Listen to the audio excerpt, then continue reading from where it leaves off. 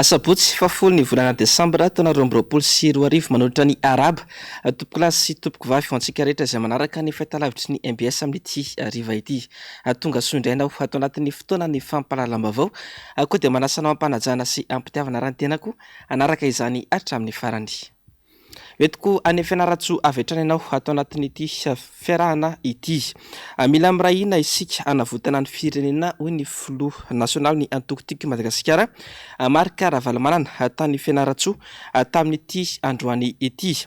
No mamafisiny atao andrenivohitra Betsileo fa tsy anankilembinana intsony ny antoko-tiky Madagasikara sy ireo pombazy manoloana ireo tsy fahatombanana amin'ny fanomanana sy fiatrehana ny fifidianana ho avy eto Madagasikara.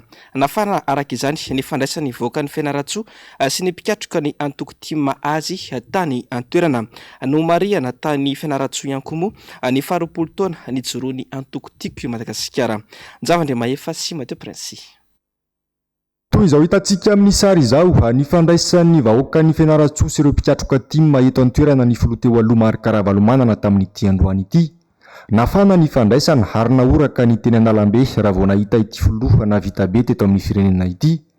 Tao ireo tsy nanaiky raha tsy nifampiresaka taminy. Tao ihany koa ireo niaranaka sary sy niaraha-bazy tamin'ny kafaliana tanteraka.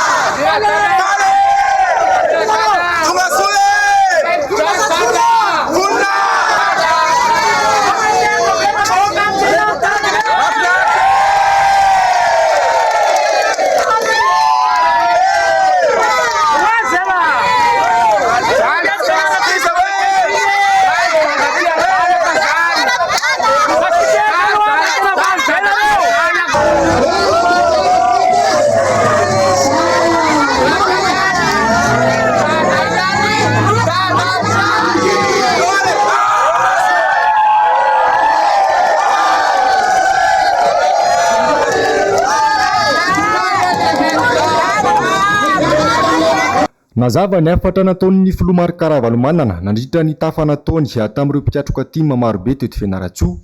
Mahantra loatra ny malagasy hoy izy ary fa diranovana tanteraka amin'ny lafiny rehetra mihitsy ka mila fanarenana faran'izay aingana izany. Tsy vita ny vava fotsiny anefa izany fa mila ny firaisan-kinany rehetra. Jereo tsara ny fahorianareo amin'izao fotoana izao. Nareo mijery io, nareo mitsikilikila io. Fa raha tsy mitandrintsika mbola folo enina izao fahorian'ny vahoaka malagasy. Tsy mbola nisy ny dila mihitsy ny zarina ny teny eniko. Gaga mihitsy rehefa ahoana mahatonga ny président satria za tsy rely manao ny zarina resahako amin'ny olona io. Fa misy mamezy ho aby ny donné farany. Eny tsara ny vokany. Vokany aloha eo fitavozavozana sy ny tsy fahalalana mihitsy hoe mitatana firenena zany tsy azo sangisangina. Tsy azo atao otrotry zany. Tsy azo atao copie-coller avy ity zany. Fa ianao tsy maintsy manray tanteraka ny responsabilité anao. Tsy maintsy raisinao ny responsabilité anao mafilohanao na député anao dia faharoa. Satria ve hoe ianareo mieritreritra fa reo vahoaka ireo tsy miteny reo dia tsy haninony reo. Maninony reo rehefa tsy mihinan-kanina. Raha tsy mitandrina tsika, raha tsy mijery sika, raha tsy mamatatra tsara ny zava-misy tsika dia hoe zay efa leo politika. Dia jereo ngely izy amin'izao fotoana izao fa antrano. Miteny tsotra fotsiny hoe mila manaraka tsara ny fiainana ara-politika sika. Dia dradadradrao fotony hoe ny anaranay. Io fifidianana hoe misy angalatra hitantsika hoe fahian'ireo mangalatra.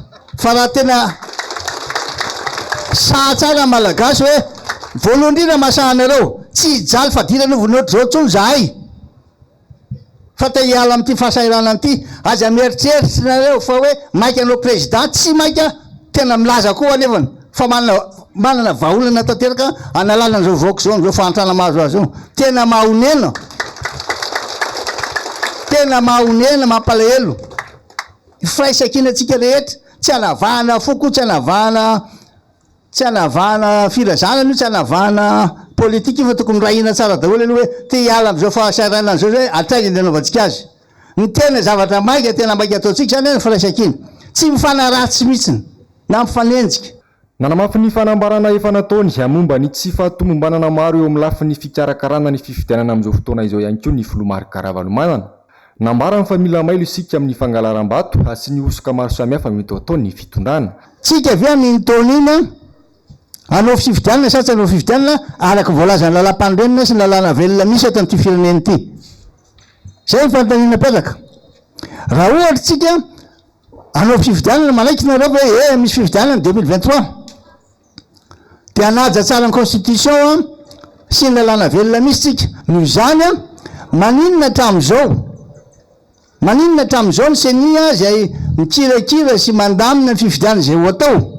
Tsy milaza n'le tety andro dia niresaka tamiko ny senia, za miresaka amin'olona rehetra olona ary senia ianareo mihitsy veny tsy nandefa ny tety andro mpifidianana nakany amin'ny gouvernemanta sa ny gouvernemanta mihitsy tsy tia halala dia tsy namenareo vola fa tsy 44 milliard 45 milliard tsisy dika mihitsy zany. Ary inaby le fifidianana karazana fifidianana ho atao amin'ny heritaona tsy tao-tsainay zany président fa nareo ve hoa ahoana tsy manana le capacité anaovana azy zany nareo dia nizao dia fa miala ihany koa. Dia nanontany ray olona arsenia mba afiry nisany vitanareo amin'ity le fond total n'ity loza vo 37% président ozy izy zany hoe eo amin'ny 5 millions zay fotsiny mipidy 5 millions 300 000 zay ozy nita maximum. Dia hoanao any hevitrareo mihevitra zay ozy izy ho itarina hatra amin'ny 31 janvier izy io nga zany ho azo atao fa mihinana nataonareo fokely ohatrany io le izy zao zao ny tena manahirana président fa tsy ho trafy ty zavatra ty tanao zany tsy azo andrakandramana natao anjoanjo ny fiainam-pirenena. So koa misy mieritreritra any ambadiky any hoe nda hitarina indray fe-potoana esan'ny filoham-pirenena na hitarina fe-potoana esan'ny ben'ny tanàna zavatra hafa mihitsy indray zany mandika ny lalam-panondrenana zany ary manitsakitsaka ny lalàna velona misy eto amin'ity firenena ity hoe isaky ny 5 taona tsy maintsy manao fifidianana zay filoham-pirenena dia isaky ny 9 taona tsy maintsy manao fifidianana zay ho an'ny ben'ny tanàna sy ny mpanolontsaina ary isaky ny 9 taona ho an'ny sénateur. Arak'izany anosokafana tamin'ny fomba ofisialy androany ny fankalazana ny 20 taona ny antokotiko Madagasikara ho an'ny faritany ny Fianaratsoa.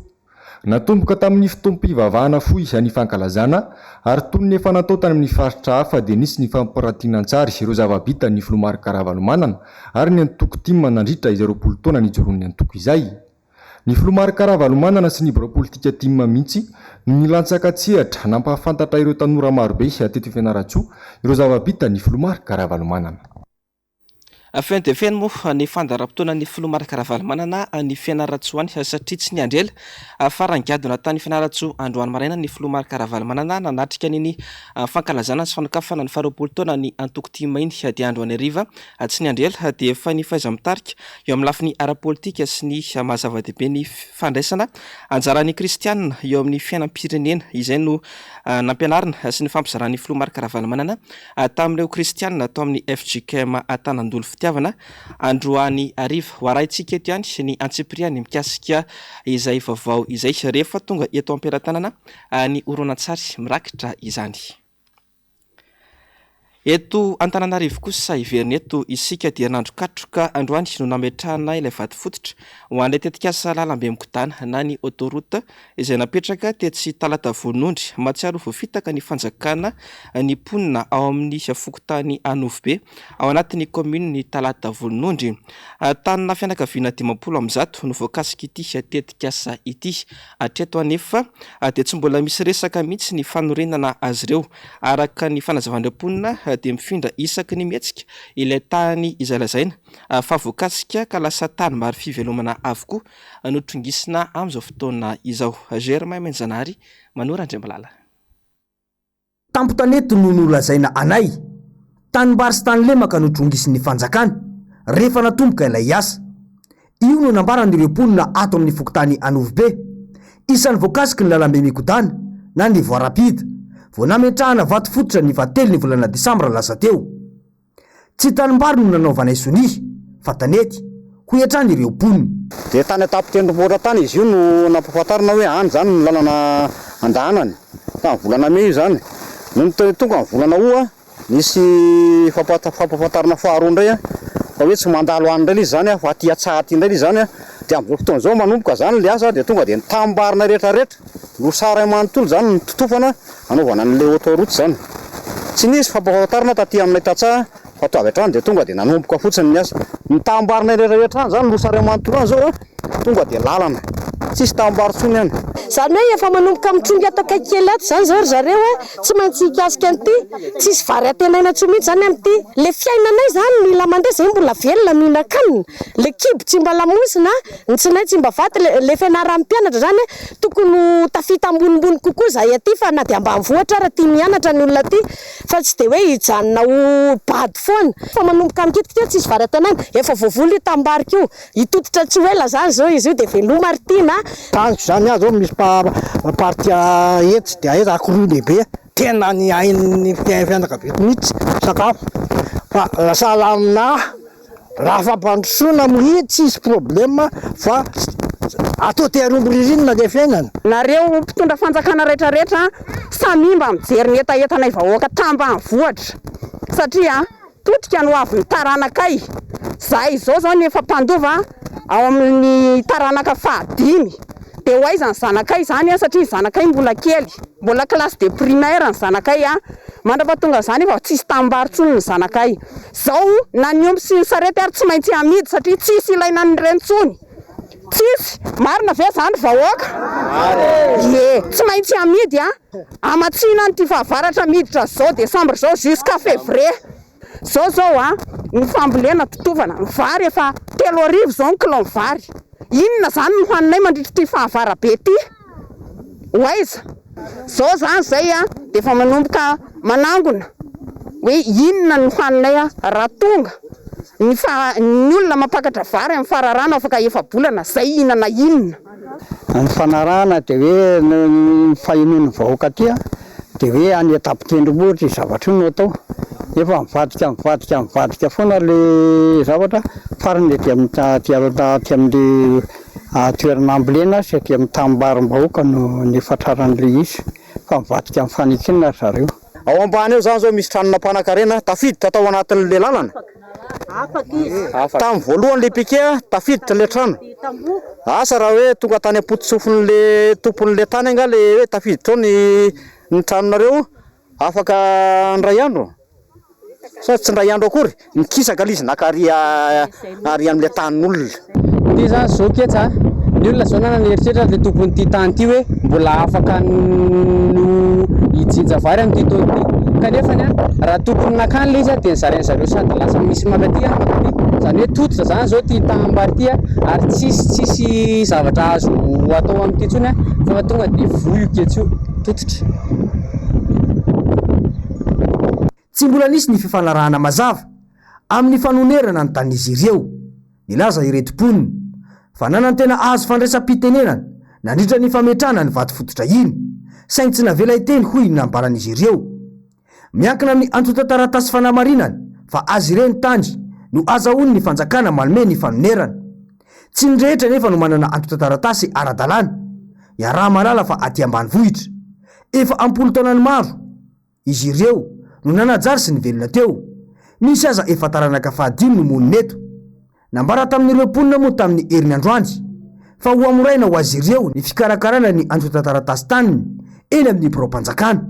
Tsy izany mihitsy anefa no zava-misy. Ny taninay aty de mbola lova amin'ny tatabeanay de nefa ny ary zareo ny domena zany zao mbola takina zany zao ny acte de notoriété rehetra mpandova zany asa zany misy atanatohatra firy zany le mpandova ao de mitomba fananana zany atao tsy vitanay zany re tompoko na ande ho amidinay daholo raha fananay raha manontolo tsy avita tomba fananana zany zay aiza na avitanay an'izany kinona moa zany tsy de rehefa tsy vita zany le taratasy zany de veromonka zany le vidin'le taninay zany mba tsy olo amin'ny fanjakana le izy zany. Atao mazava tsara raha le fitsipy-dalao mba tena hoe tena araka le tena namana teo hoe ho voamonitra araka ny tokony ho izy io zavatra io mba tsy asarotiny. Rehefa tonga président Rajoelina tamin'ny 3 décembre indray milaza indray izy hoe afaka ray vola ianao izy dia mivoaka ny vola teo amin'ny kabary zany. Tsy fantatro na io vola afaka ray volana io ve vola tena tonga dia le vidin'le tany iainanay, satria zao anatin'ny fanetsana afaka 3 volana efa-bolana miakatra ny vary.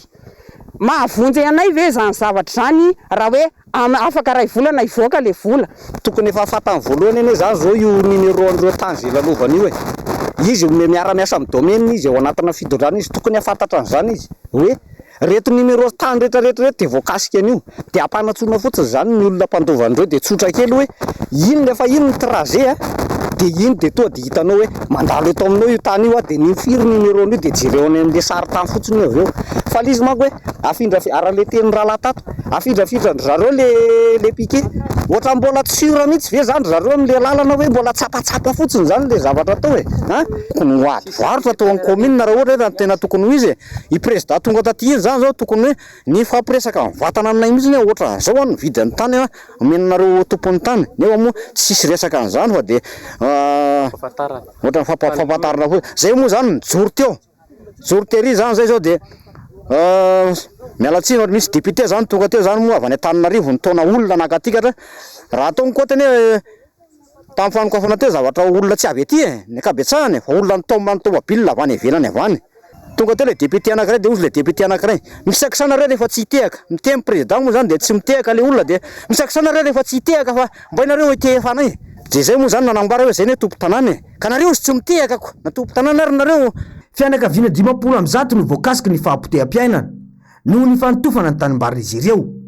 Velo tena ny volovary eto, miraviravin-tanana ireo mponina raha ny fanazavana satria tsy fantatra izy ireo izay hiafarany ary ny onitra omen'ny fanjakany fantany fa tsy hahavita ny fameloman-tenany izay azo avy amin'ny tanin'izy ireo.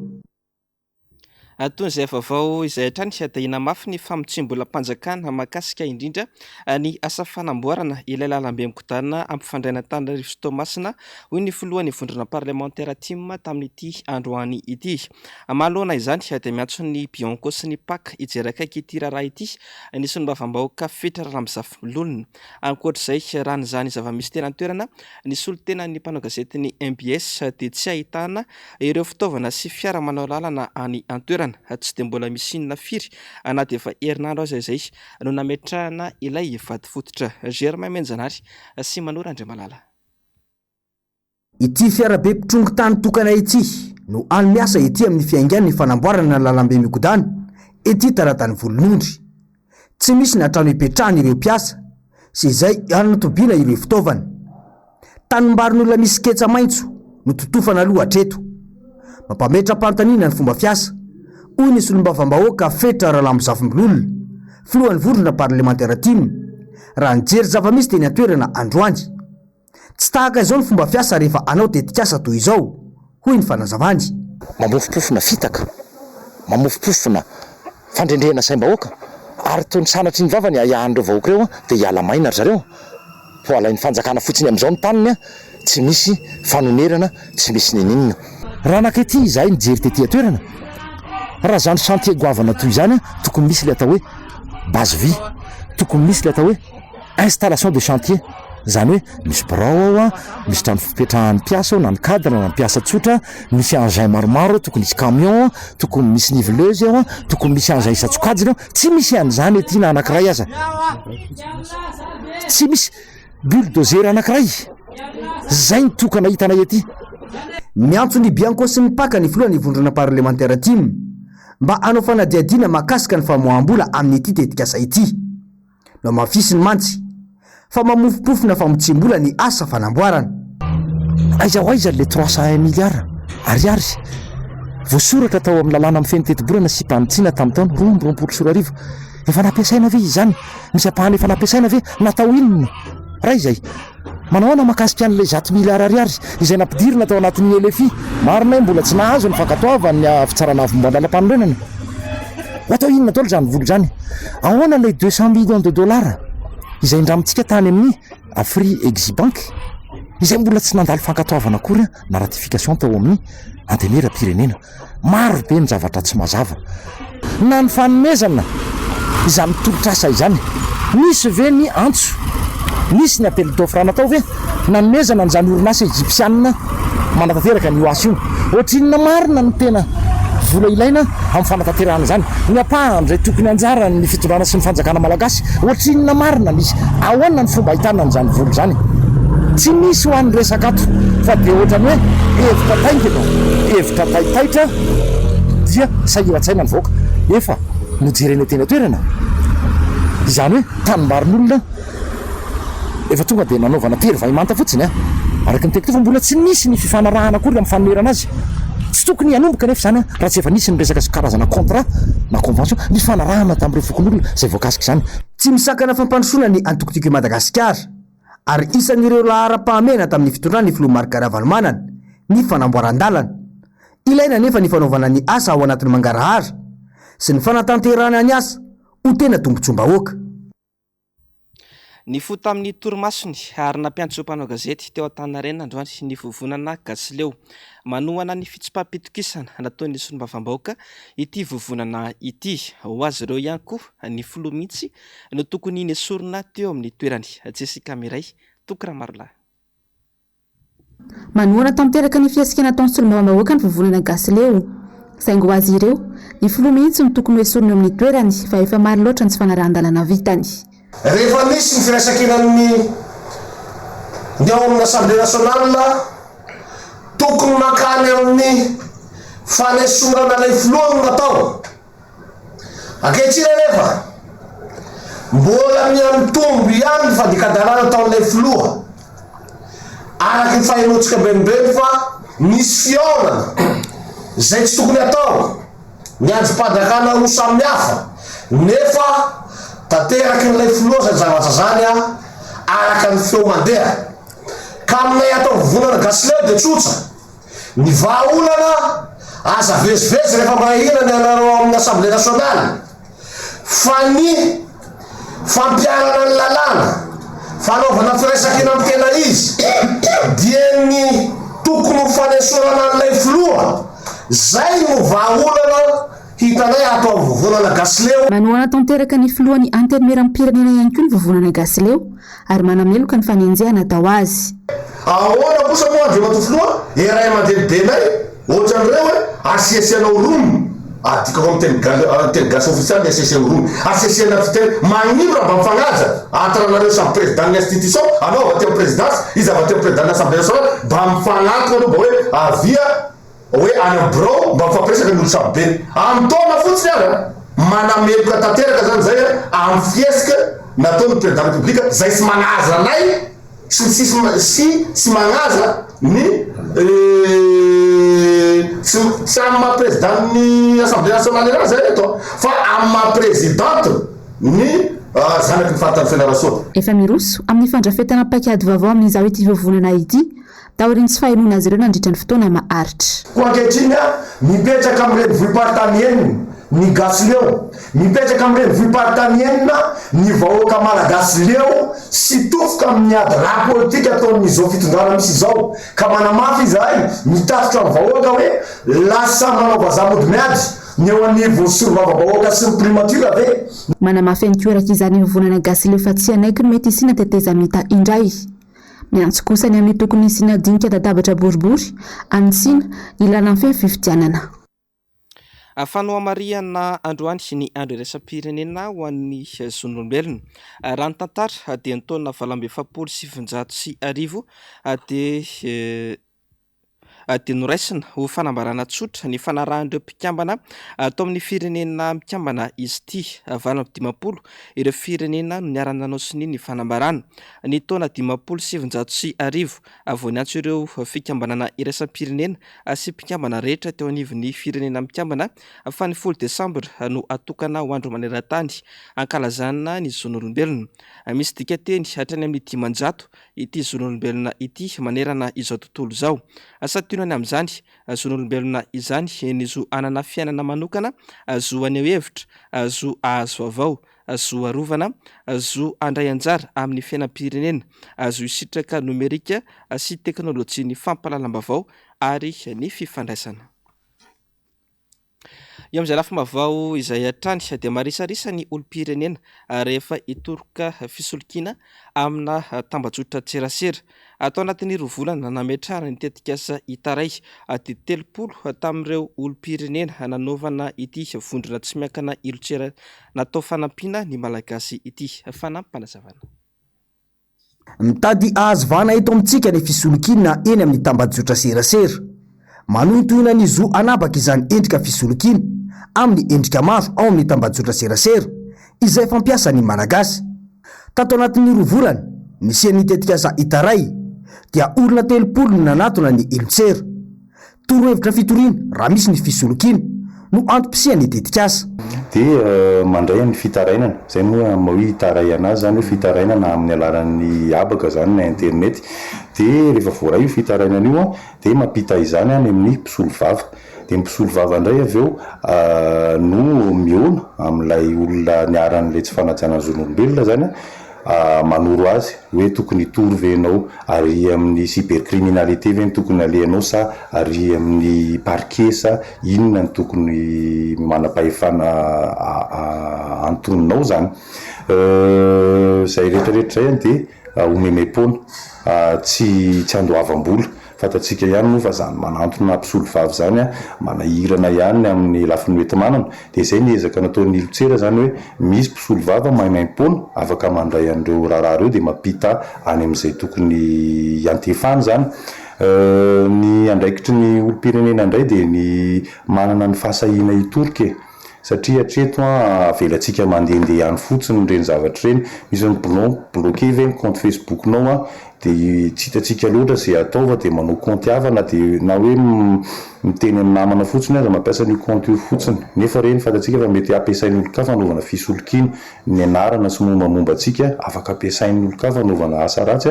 Maimaim-pona avokoa ny torohevitra sy ny fikarakarana ny antotan-taratasy rehetra ho iatrany ny fanazavany.